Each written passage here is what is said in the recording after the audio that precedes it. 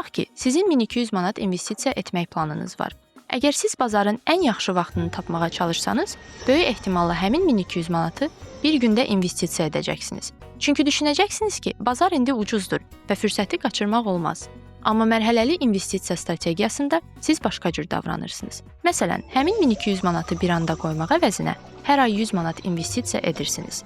Beləliklə, siz bazara müntəzəm şəkildə daxil olursunuz.